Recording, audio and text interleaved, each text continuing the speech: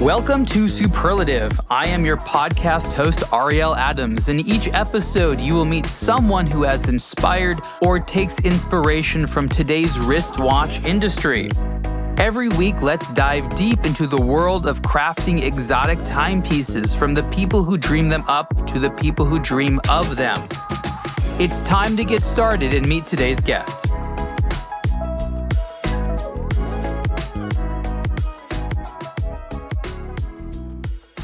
Hey everyone, Ariel Adams here with the Superlative Podcast. My guest today is Mr. Larry Flowers. He is the founder of the Larry Flowers Jewelry and Watch Company. Larry, welcome. Ariel, thanks for having me. Very exciting. So we're fellow Los Angelinos, right? You're here in the LA. I sure have been 20 years now. Time flies. 20 years now. Where did you grow up?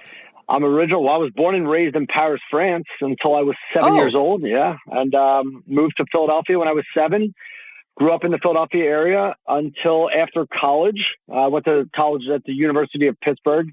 Shortly after college, I packed up my truck and drove cross country to California, and it's been 20 years and time flies. Now, Pennsylvania, interestingly enough, is a hotbed of watch enthusiasm in the United States. There is actual watchmaking that happens there, especially in cities like Philadelphia. There is a lot of watch sales going on, also a lot of watch buying, a lot of hustling, a lot of really key characters came out of that area. What is it about Pennsylvania and the Philadelphia area in general, according to you, that has made it such a hotbed of American horology? Yeah. Well, Philadelphians are traditionally very passionate people. They're great people, and they when they love something, they go all in. I think that's pretty obvious as far as the fan base is concerned when it comes to sports and stuff like that, which is kind of my background as well. So, but I do a lot of business with folks from the Philadelphia area and Pennsylvania and the East Coast. In fact, I do a lot of business with people all over the country. But yeah, Philadelphia is they're a unique group of people and citizens, and they're fun to work with. So Paris, obviously, very important for watches. Pennsylvania, very important for watches. Los Angeles, we like watches, but it's harder to find a niche. What brought you to Los Angeles, and were you in the watch industry at the time, or was it something else? Yeah, good question. Actually, my stepsister went to USC, and I've never listened to her growing up. I still don't. That's kind of like the little brother in me, right? But she had been on me for quite some time about visiting her in California over my senior year spring break. And I don't know how she somehow convinced me to skip my spring break with all my best buddies going to Acapulco. And I went to California instead for a week, and she lived right by Runyon Canyon. I stepped out the first morning to go do Runyon Canyon. And I said, wow, look at this place, and spent a week, loved it, went back to college, graduated, went home, worked for about 6 months. And I said, you know what? I was going to move to New York, and I said, I'm going to roll the dice and go to California. I could always come home, and I drove out there. And like I said, it's been 20 years. It's a good story. I'm a local, right? So I grew up here, but I have left and decided to move back. So I feel like I come from both places, right? The natural sense of being a Los Angelino, but also choosing to return because of some of the lifestyle. Now, one of the things which I like to explain to people in Europe is that America is not just one watch market. There's really many, many different watch markets. And I think that's one of the things I'd like you to comment on. For the people that don't really know, how would you define the Southern California, Los Angeles watch market, and how is it maybe a little bit distinctive from other places, maybe New York or Pennsylvania? Yeah, I mean, look, in my experience in the industry, I find that a lot of the business that I do with folks that live in Southern California, the LA area, Newport Beach and stuff, generally speaking, I do a large percentage of my sales in that region are some of the higher end type pieces, luxury type pieces, not just necessarily day-dates and, platinum pieces, but rare pieces, RMs and Patek Philippe's. LA, obviously, LA, New York are two of the larger markets, Miami, Chicago. But, a lot of the pieces that I tend to work with in Los Angeles are some of on the more high end spectrum of the watch game. But, that said, I sell high-end pieces to folks all over the country. I have a pretty good balance of an amazing clients. And, the LA market's been very, very good to me. My office is downtown LA in the Diamond District. I'm very close to crypto .com arena, which is great. I get to go see a bunch of my friends play hockey games and go see my clients and stuff like that. So it's kind of a perfect nucleus of being able to bounce around to Orange County and Beverly Hills and so on. But the LA region has been very good to me. Now, let's talk a little bit about just getting into the watch business in general. I think it's so interesting, especially in this show where I profile so many men and women in the industry who have come from different places. We're talking about people that make watches, sell watches, design watches, manage watch companies. And the larger point that I'm trying to make, I think, with this entire program is the different routes available to getting into an industry. Like if you want to become a doctor, there's like one way of doing it, right? Like you go to medical school, you got to intern for a bit, you become a doctor. When it comes to watches, there's not a lot of schools for this stuff. People kind of hustle into it. So I love talking about people who have dedicated their lives to watches and sort of how they got there. Do you have an interesting origin story? You know what I do? I got into the precious metals business about 12, 13 years ago with a childhood best friend of mine, buying, scrap gold, silver, platinum, loose diamonds, some watches, and kind of learning the game a little bit through, buying from the public and kind of researching pieces and stuff like that. And over the course of a few years, once the gold and platinum and silver markets started kind of going back down a little bit, we found ourselves in an interesting position where we had a lot of inventory of, again, nice diamonds, loose diamonds, nice timepieces, designer jewelry and stuff like that. And we started to just kind of network those pieces and selling them little by little. And I also had, I have a good background in the hockey world. And so I would get guys that play in the NHL that would reach out to me and say, "Hey, Flowers, can you get me this, can you try to get me this timepiece, or can you help me with an engagement ring?" And so one step at a time and little by little, all of a sudden it grows, and then I do a good job, and then they send me new clients, and all of a sudden I'm selling and trading watches left and right and diamonds as well. And next thing you know, I become a jeweler. So it's pretty interesting. It was a fun process. So you started with something very traditional, which was the materials themselves. And obviously today in watches, we are not limited to precious metals, right? There's a lot of materials that are used in watches that are inherently not precious, ceramics and carbons and things like that are not precious, but turned into precious things. But as I understand, being into precious metals, it's sort of like a commodities game where you have to sort of like buy low and sell just a little bit higher. And talk a little bit more about what that's like. It seems like it's very difficult to sort of like earn your skin in that game. Yeah, I mean, listen, we built a very unique business. It was basically an in-home gold party business where we had a bunch of reps that worked for us, and they would network and kind of meet different folks that wanted to have little parties, get together, 2-3 hour windows. People bringing out their old stuff that they haven't worn for 20, 30, 40 years sometimes. We paid very, very strong. We, gave a little percentage to the reps. And so we had a really fun little business going where we met a lot of interesting people and learned a lot about, continuing to buy. And again, learning a lot about diamonds and watches and stories of really interesting pieces that people had going back generations, which was really cool, and things that are kind of just sitting in boxes that they were ready to part with. And so, we were very fair. We paid very strong. We bought a lot of precious metals, a lot of gold, silver, platinum. We melted, I couldn't even tell you how much. I mean, we would have tablesfuls of precious metals on a daily basis that we would go and melt. It was actually really interesting, and it was a really good way of kind of getting, strapping up our boots and learning the industry, getting knee deep in the precious metals game, and naturally learning about the watch and jewelry game. So I just want to get into this a little bit more because I think it's fascinating. It doesn't seem easy to do. You're convincing people to sell you their unwanted jewelry. Yeah. They just don't wear it, and they would like to make some money off of it. You now have this jewelry, and it's actually quite hard to sell used jewelry. So what is available to you, which isn't really available for watches, is you can dismantle this jewelry and melt down the metal and sell the precious stones as raw materials. Is that really the idea? That's exactly what we did. But listen, for the most part, we really just bought scrap gold, silver, and platinum and melted those things down. Now, if there were pieces that were designer pieces, Cartier or Van Cleef or whatever, obviously, and they were in good condition, we paid much stronger. We paid more, market value, close to market value on those pieces. And then we would try to resell them. I'll polish them up a little bit, make them more presentable. If they needed to be, need a little bit of work on, But for the most part, we just dealt with scrap precious metals.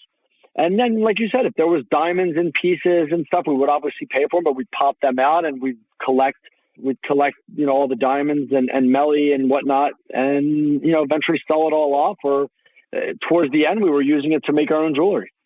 That's fascinating. So you have these raw materials, and I imagine there isn't just a marketplace. There isn't just a place you go, be like, we'll buy your diamonds at market rate. Like, there's another hustle involved in selling a lot of it, isn't there? Yeah, there is. Well, we were very fortunate to know some great people in the industry that were very quick to buy. There were buyers, we were sellers, and we had a great relationship. We were very honest and transparent with each other, and we worked together for almost 5 years. This was during the boom of the whole, like you would see like the cash for gold stores in every shopping center. Right.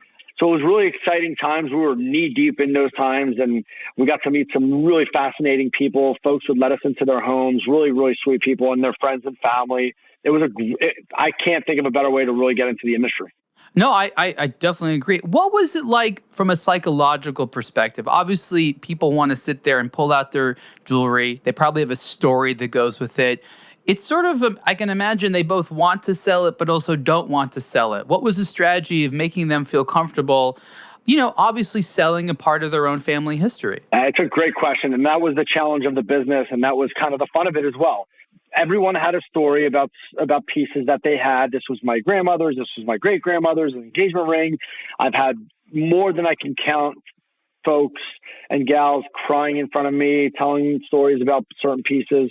For the things that didn't seem as sentimental things that they just kind of were maybe handed down, that wasn't like anything special, I always told them, if you haven't worn it in 2, 3, 4, 5 years, you're probably never going to wear it again, and you're probably better off with some of the money. And in other instances, when it was something really sentimental, I was totally open,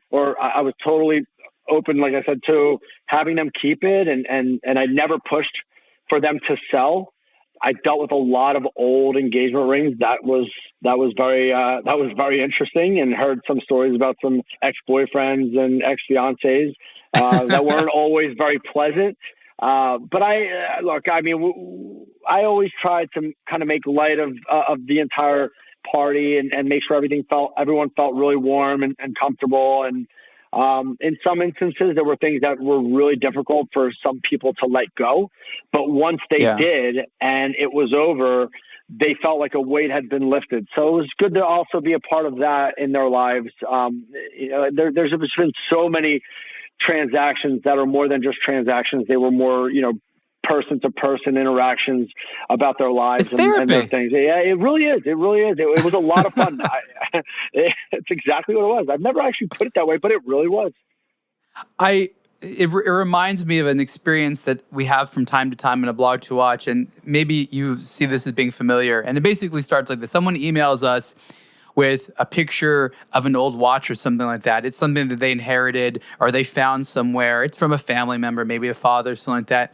And their question is really, what is it? What is it worth? And what I find is interesting is they so hope, not because they need the money, but there's some type of thing like, I really want this family member to have been a more important person or to be the type of person to go out there and buy a luxury watch. And I just want to imagine that this is what they wore and now this is valuable. So it's less about them being excited about making the money, but there's something about this old watch, maybe it applies to jewelry as well, in my family is worth something. And it's hard to sort of let them down and be like, well, it's got a lot of sentimental value, but I wouldn't sell it if I were you. You know what I mean? Like, you probably have had to have so many of those conversations. I'm pretty fortunate. Listen, I don't have the biggest following on social media, but I have a pretty good following and I have very loyal followers.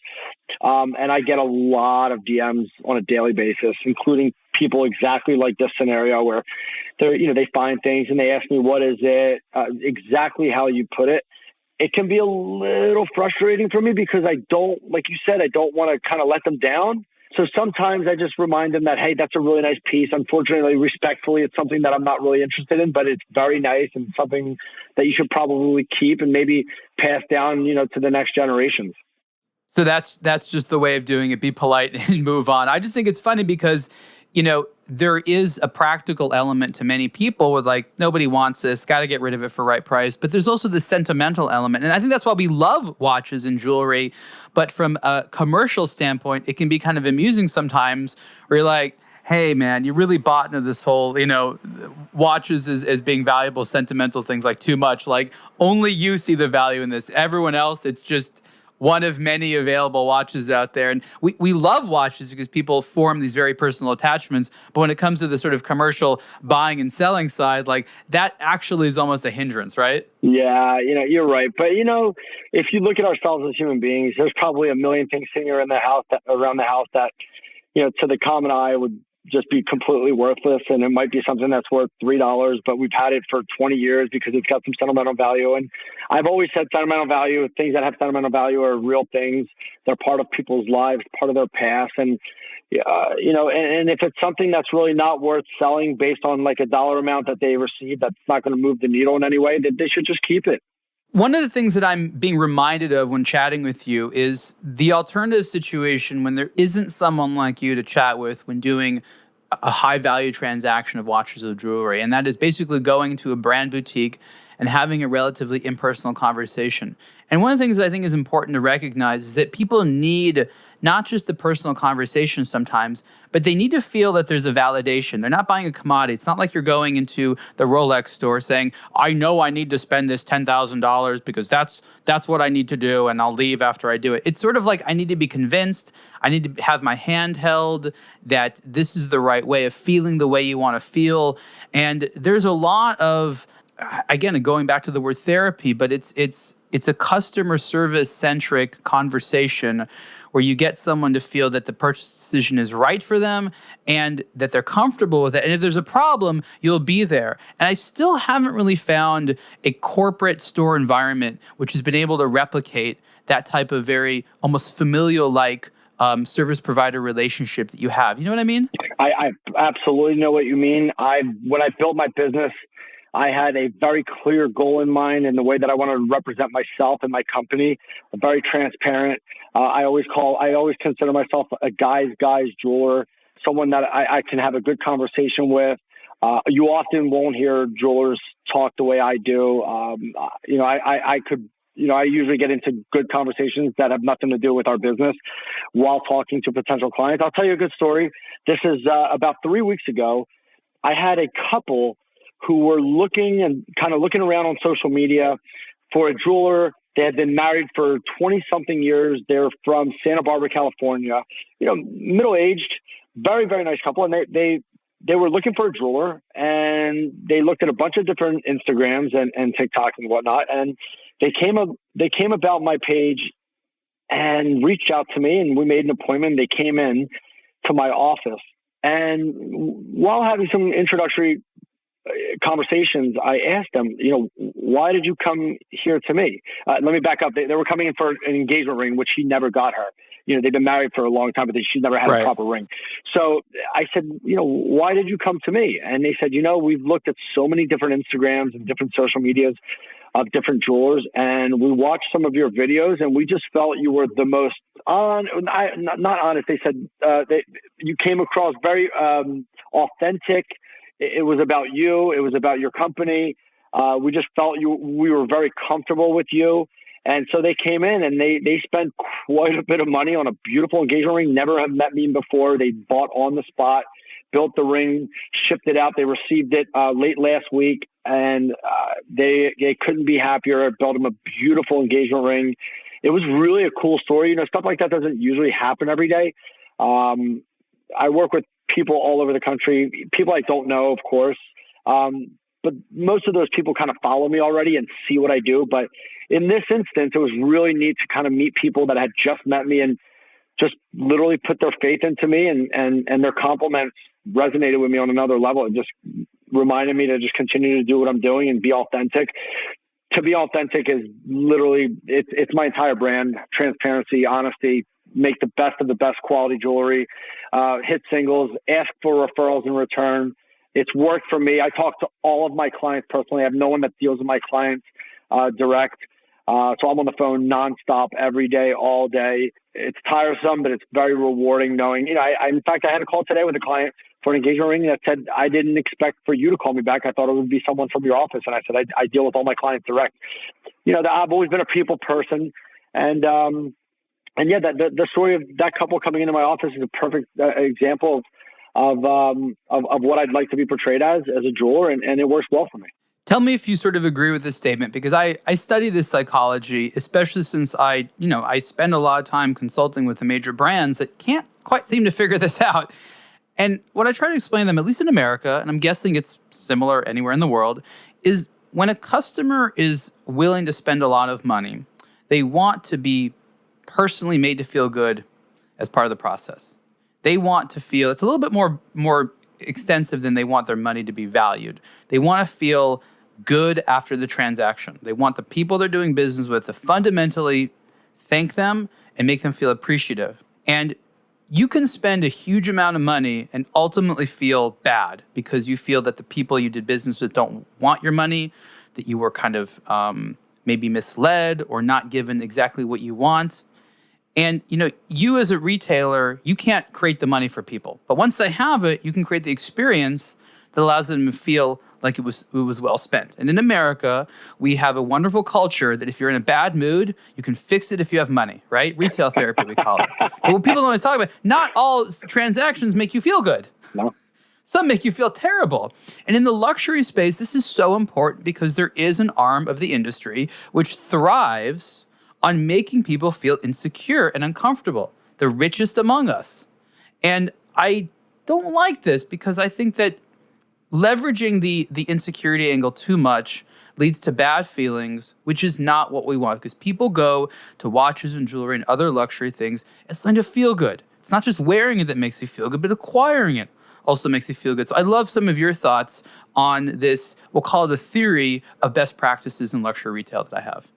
It's really interesting you brought that up because I can't tell you how many people I speak to on a daily basis that go into other watch stores or jewelry stores and have very cold interactions, and they tell me about them, and I never understand it. I mean, listen, I can understand maybe when you're walking into a retail store and you're dealing with someone that's an employee that's having a bad day, that kind of doesn't have all their, the skin in the game, sweat equity into the business. Maybe you're not going to get all that love from that salesperson, but you're 100% right. I mean, people, when they go shopping, it's an experience, especially when it comes to jewelry, things that they're going to wear for a long time. And whether they be for themselves or as gifts, which is even more sentimental, or a watch for themselves to congratulate themselves on a job well done in whatever field they do or an accomplishment. But it is an experience, and you really need to be able to communicate with people and build relationships.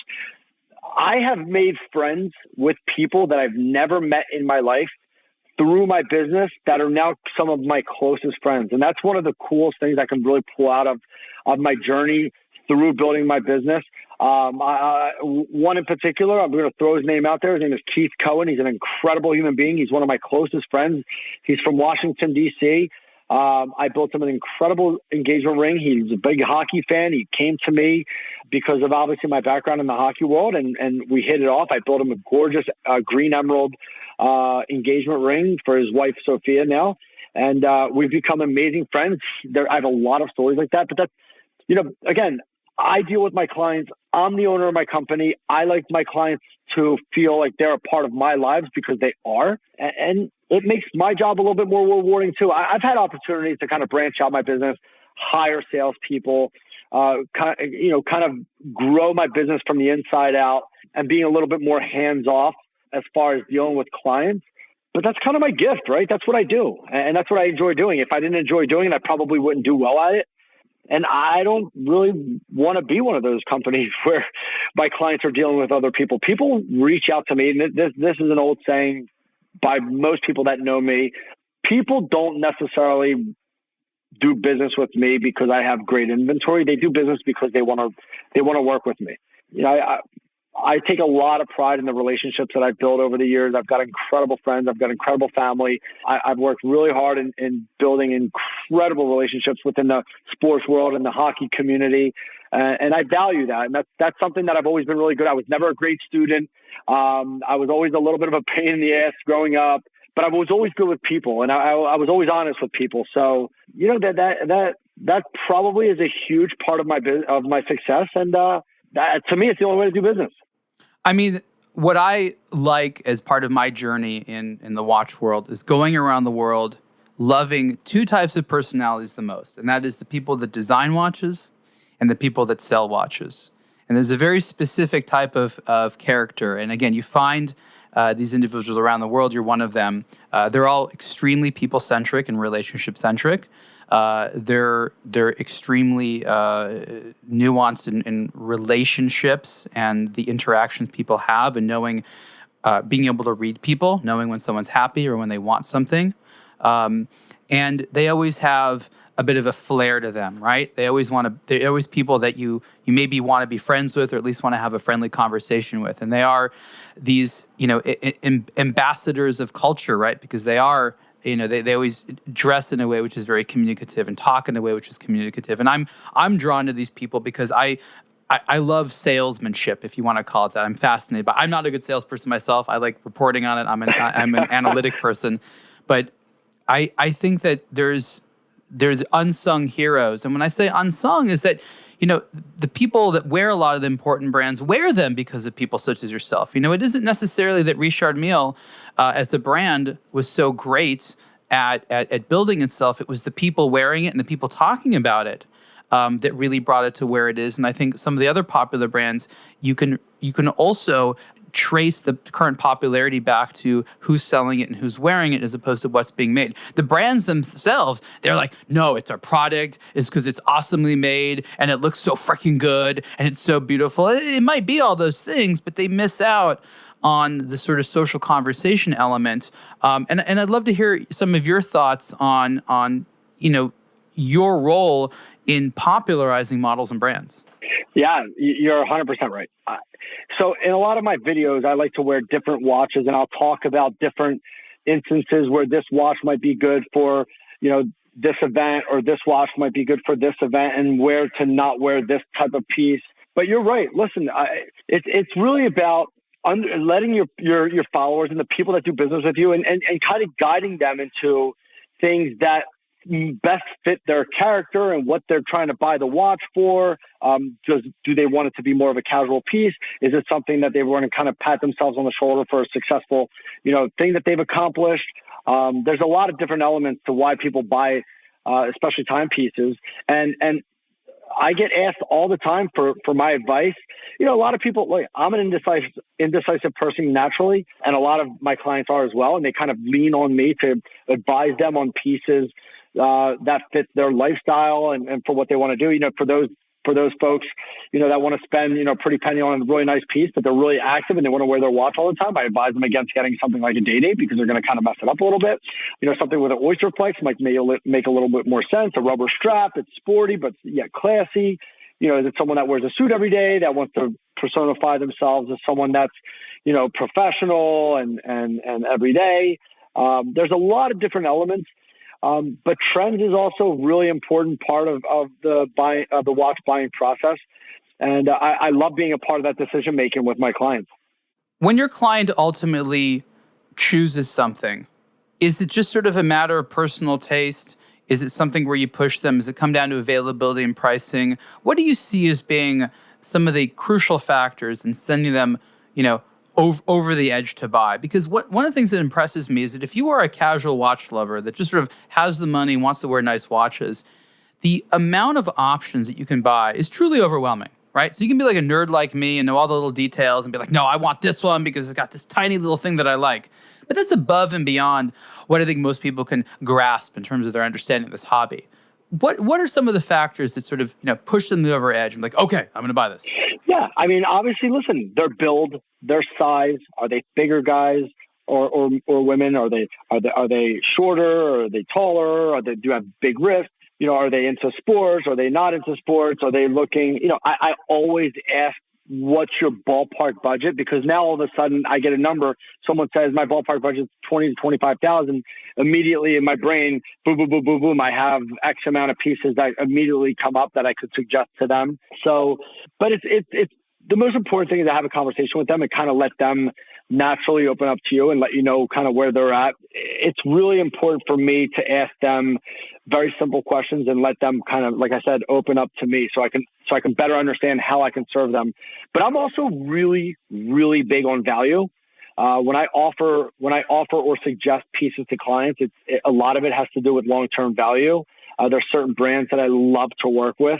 And so sometimes someone may approach me with a certain model of a certain brand that they may like, and I will kind of go a little bit above and beyond to try to push them out of it. Not completely, because what someone likes is what someone likes, and I get that.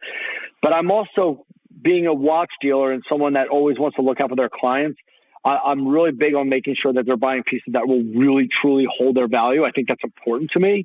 Where in reality, listen, a lot of the brands that aren't necessarily pieces that hold their value long term are, generally speaking, in the watch industry, some pieces that you can make the most money on. But that's not really what it's about for me. It's about knowing that people are buying the right pieces based on, what type of lifestyle they have, what kind of budget they have, and really what direction they want to go in.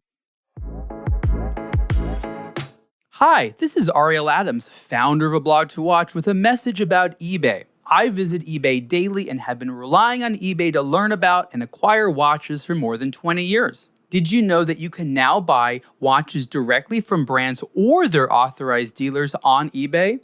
Timepieces coveted by watch enthusiasts from brands like Zodiac, Laco, Parallel, and more are part of eBay's Certified by Brand program. Here's how it works. Luxury names are partnering with eBay to bring brand new and pre-owned watches and other luxury accessories directly to you. Certified by Brand includes a minimum 1-year factory warranty for watches and offers an unprecedented selection of new and used watches directly from the source, all with the peace of mind you can expect from eBay. Visit ebay.com/certified by brand for more information. I want to have your thoughts on the relatively, I'll call it a modern phenomenon, though to some people that's all they know, and that is sort of this obsession with resale value. It's undeniably part of so many conversations you have. It probably annoys you to this point, but there are just such a large sentiment now where people feel that in addition to making sure that they can afford it and that it's nice and it's well made, it's like, can I resell it? Is it going to hold its value?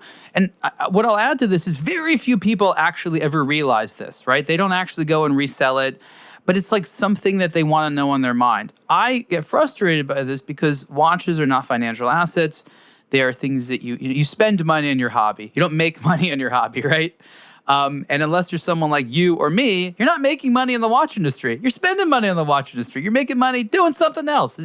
So how do you navigate these conversations with some people that feel so strongly that value retention is something they need to focus on, when in reality, they've sort of been manipulated into this? And no, that's not really what they should be focusing on. How do you approach that? Yeah, I go back to the word transparency. That's really what it's all about. And with most pieces especially that I suggest for them to purchase, I usually tell them, listen, you wear this for a year or two, maybe worst case scenario, you lose anywhere between 10, 15 plus %, depending on where the market is. I don't have a crystal ball. I don't know where the market is going to be, but, in many instances, a lot of pieces have gone up in value, especially, going back a couple of years ago.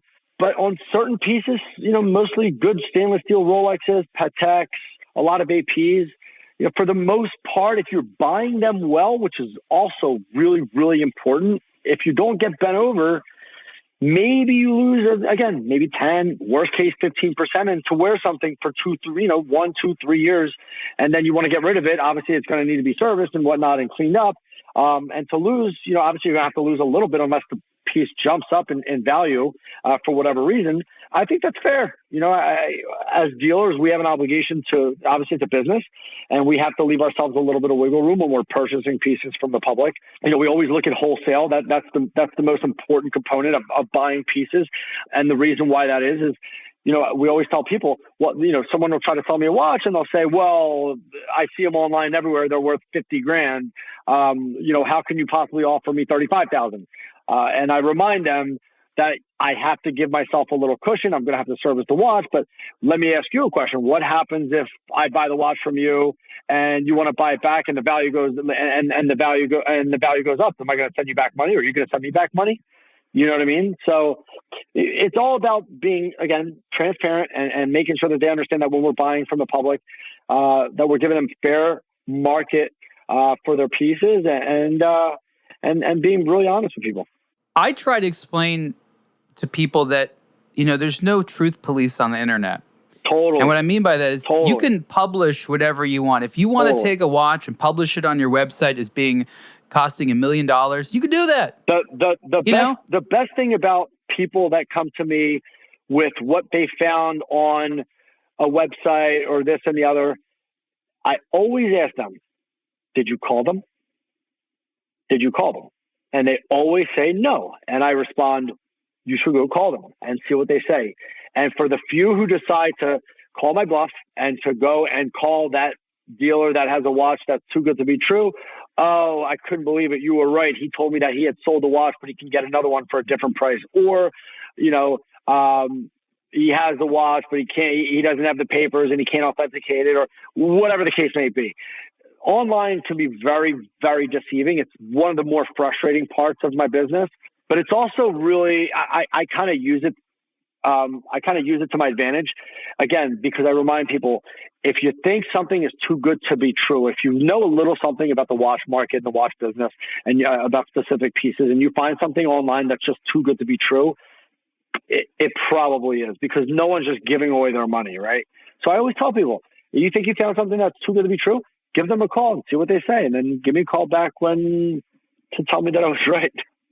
Another situation which I think is important is the fact that people they feel that they can deceive, the Dom Perignon effect. If I charge more, people will think it's worth that much.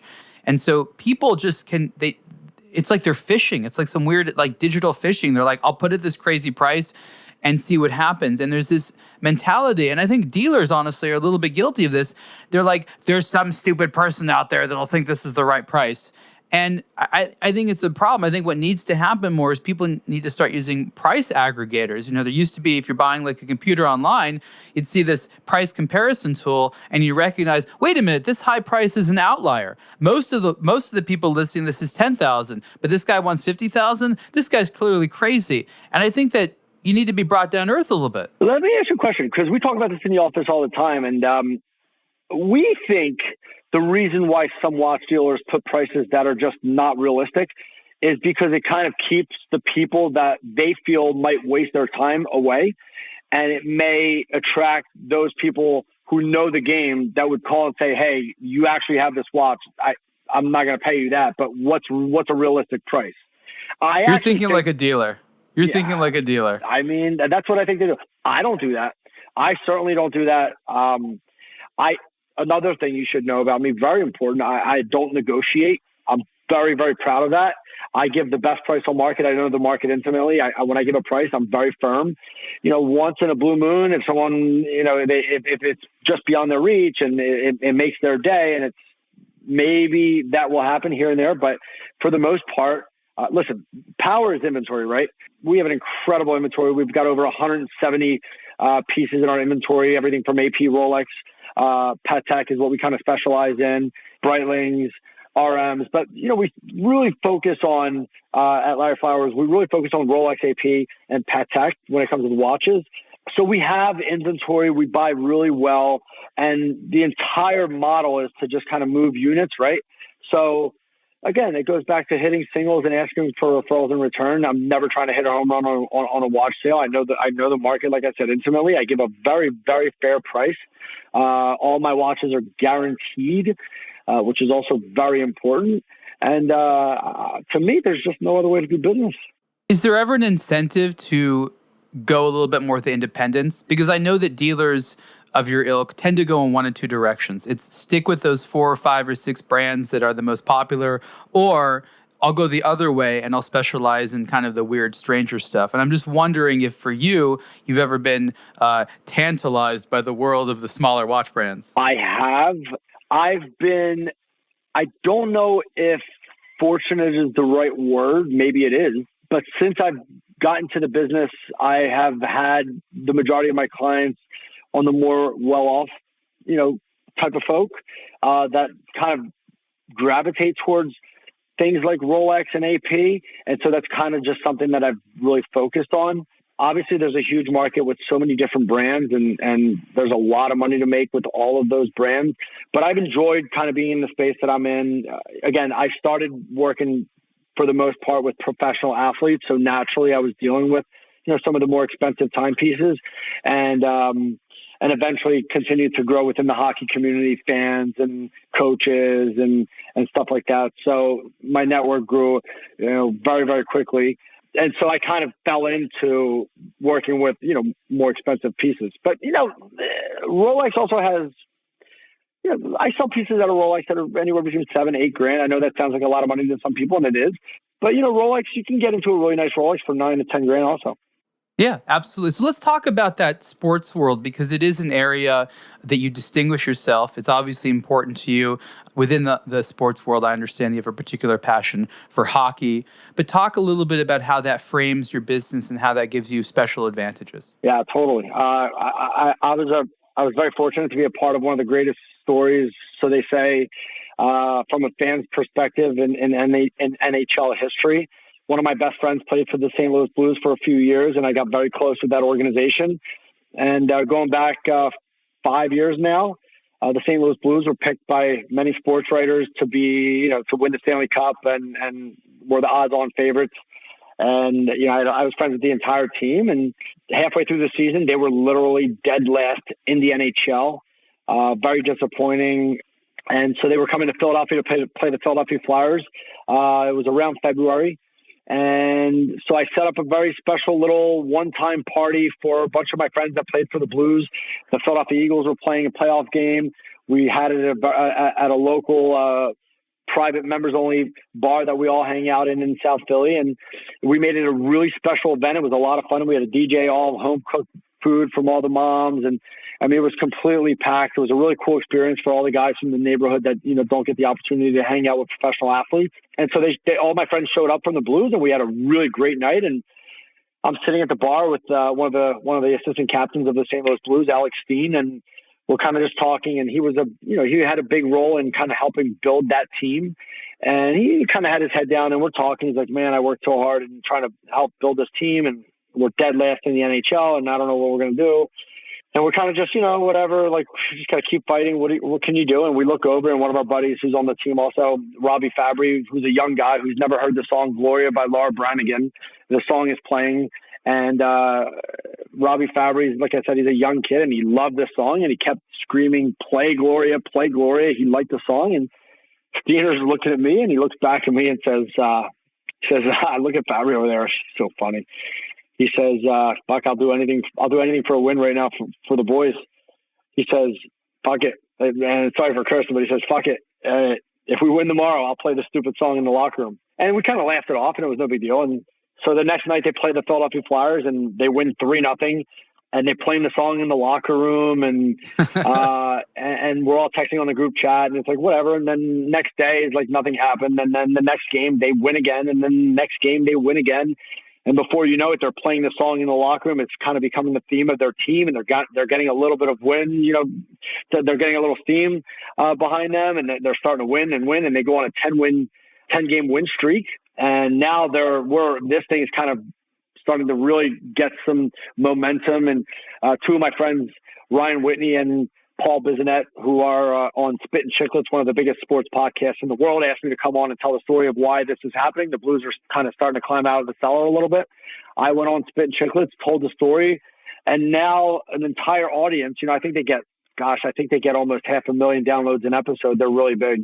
And now you have all these people that kind of learned who I was, other than just guys that play in the NHL. And we told my story a little bit, and then the story about the Blues, and lo and behold, the St. Louis Blues continued to climb out of the cellar and made the playoffs and fought all the way to the Stanley Cup Finals and won the Stanley Cup. And it was one of the greatest stories in the NHL and NHL history. And I was a big part of it. They put me in the parade and they had me on the team stage at the end of, under the arch in St. Louis in front of 1.5 million people. And then we all went on the team jet and flew to Vegas together. We had the Stanley Cup. I have pictures with it was really an incredible story.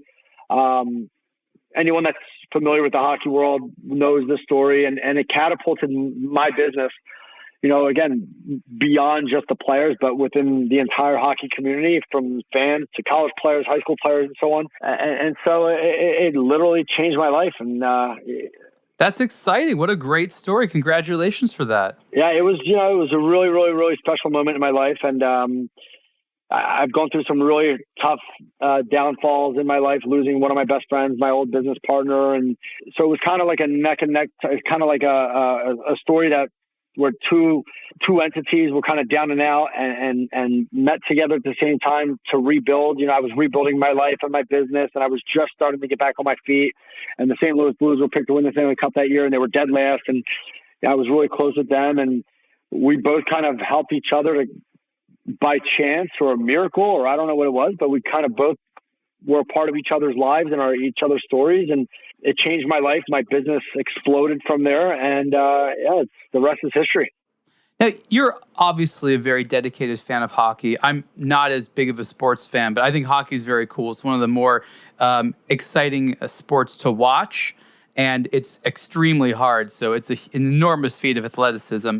But what I wanted to ask is this. A couple of brands have tried to sponsor elements of the NHL, work with players and things like that. I remember meeting Wayne Gretzky one time because he was working with Breitling. That was really cool. His watch tastes are interesting. But what would you recommend is the right way, if you are a brand, of working with something like the NHL? Because again, there's right and wrong ways to do it. It's obviously very expensive to sponsor the entire thing or teams. Give them some advice, because obviously you're very passionate about seeing more involvement in the sport. Yeah, well, I mean, listen, I'm now officially involved in the NHL. I'm the official jeweler of the Los Angeles Kings, which is an incredible honor. Oh, congrats! Yeah, and it was a tough decision. Obviously, to be a part of one of the largest and most famous sports arenas in the world as a marketing partner is not free, but I do have incredible connections and relationships with people within the AEG family, which is the group that owns Crypto.com, Arena, and the LA Kings, and the O2 in England, in London, and so on. But they kind of helped get my deal over the goal line and make me a part of their organization, which is an incredible honor. But I think when it comes to sponsoring or trying to be a part of a professional sports team or trying to get your products out there, I think the most important thing is probably to make sure that you've got a really strong foundation within your business, so people understand who you are. And it goes back to, right, people can almost go anywhere to buy a watch. People can go anywhere to buy a car, and people can go anywhere to buy anything, right? But sometimes when it comes to something as personal as luxury timepieces, your custom jewelry, engagement rings, people want to work with a specific person that they feel comfortable with. And that's something that, I've worked really hard to build. And now that I've got the recognition from so many folks, not only throughout the entire hockey community all over the country, but it's really in LA as well, because I've been there for so long and I know so many people out there now. It just felt like the right fit and the right time to be involved in something like that. And it's really a special thing. The first time I saw my name up on the big Jumbotron, on the lower rim with my logo, and you watch games on TV and you see my logo on the ice and behind the glass on television. We have a really cool things that we do during intermission, shooting pucks from center ice with with random fans. If they score, they win a Rolex. Live engagements. At hockey games on the Jumbotron, someone's proposing. The Kings do it really well. They do it really well. The Kings are a top-notch sports organization. I've been around a lot of professional sports teams. They are second to none as far as quality and dedication to their fans and to the people that work for them. They're an incredible ownership group, management group. I love the LA Kings. I'm truly, truly honored to be a part of their family. Let's talk about the players a little bit, and what's going on in their minds. It's known that if you're a successful athlete, you like to show it off. athletes historically have been amongst the sort of blingier of Americans in terms of showing things off. And I think sometimes even more so than, musicians and things like that. But talk a little bit about what's in their mind. They want to buy a watch. What are the hopes they have, the fears they have? Obviously, there's a lot of gravitation towards, the known brands. But, help get inside of their head a little bit. What should people know about them as watch lovers? If I talk about hockey players as a whole, are generally really low-key type of people. They're not really in front of the camera types. They're not quite as loud as some other athletes. I also work with a lot of Major League Baseball players. I feel like football players are the loudest. Football, basketball, they can be loud, but I work with a lot of guys in the NFL as well. But for the most part, the majority of the athletes that I work with are really low-key type of people that, aren't looking to buy, blinged out, bust down type watches and stuff like that. It's just not really their style. It's not really something that I specialize in. I mean, I do it if I have to. It's not a problem. But for the most part, the majority of the people that I work with are just guys, professional athletes that can relate to me and my story, and guys that we could go out to dinner if they're in town and sit down and have a meal together and really just hit it off and get along just very naturally. Those are the type of people that I prefer to work with, by the way.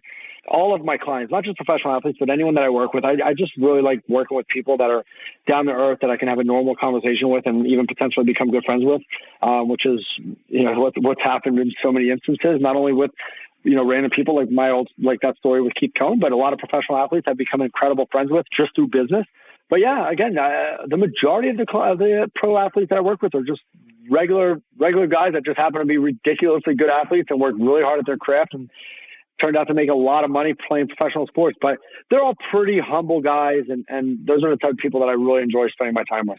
I think it's interesting you point that out, because I look at this on the international basis, because especially in the watch industry, a lot of the assessments and evaluations of American sports happens from Europe, where their closest association with sports is, football, soccer, which is very different than American mentality towards a lot of things. For example, in Europe, there's almost an exclusive celebration of specific players.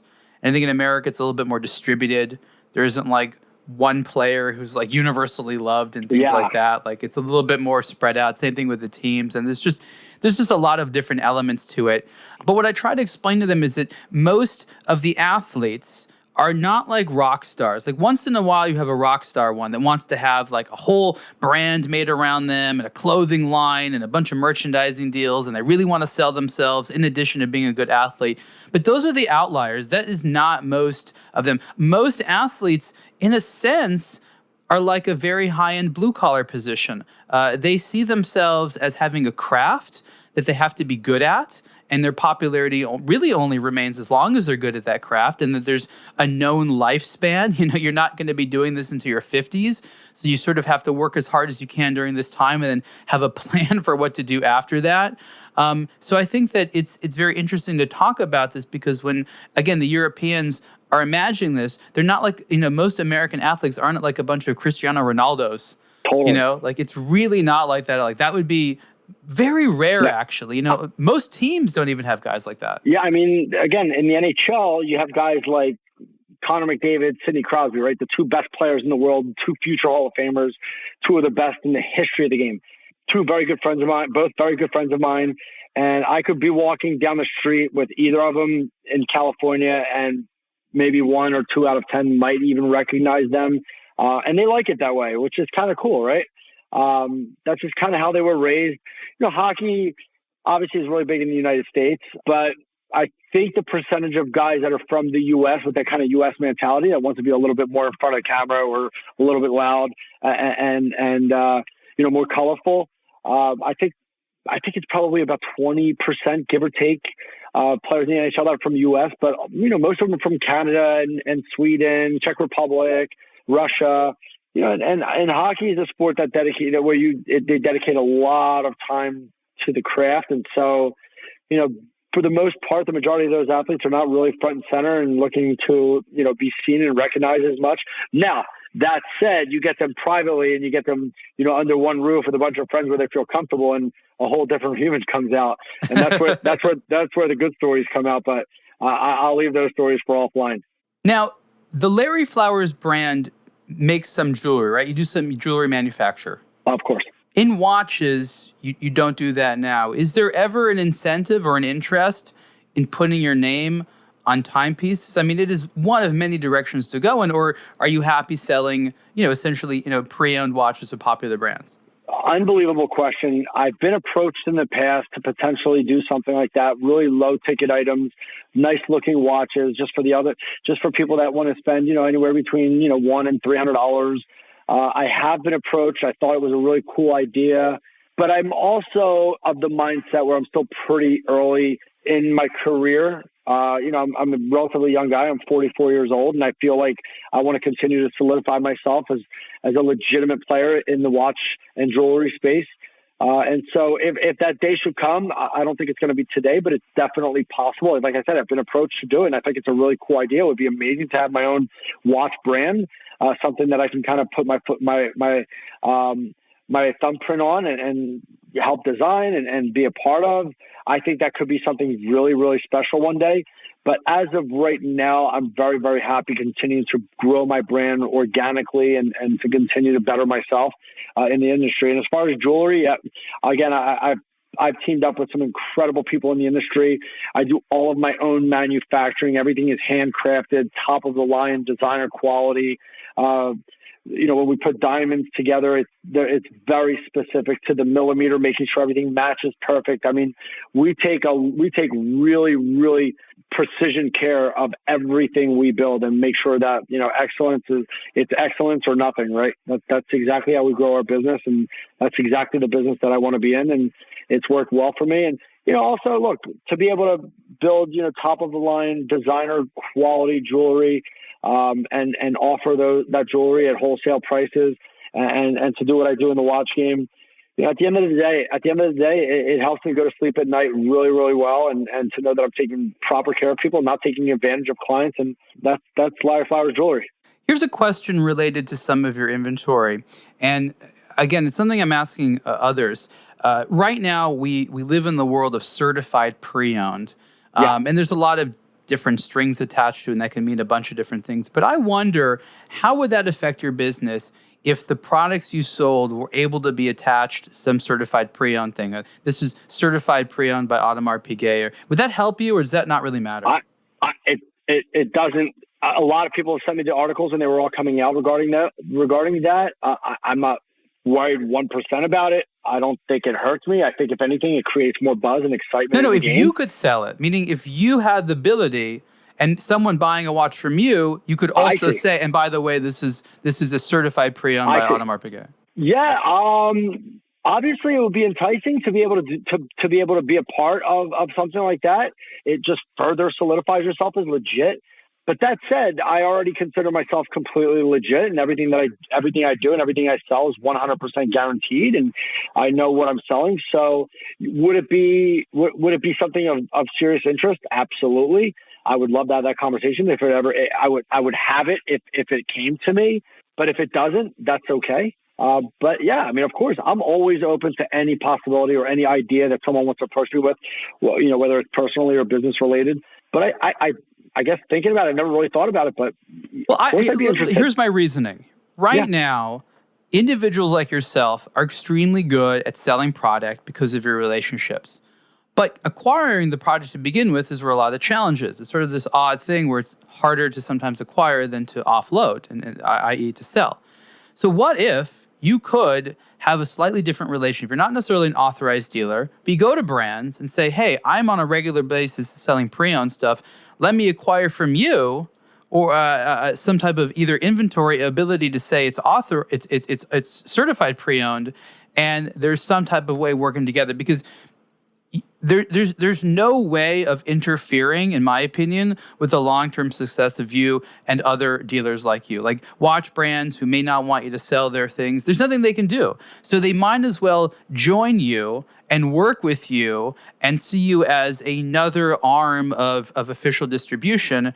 That's, in my opinion, a possible thing that would be good for a lot of brands, really having more of a partnership relationship with you and expanding what certified pre-owned is.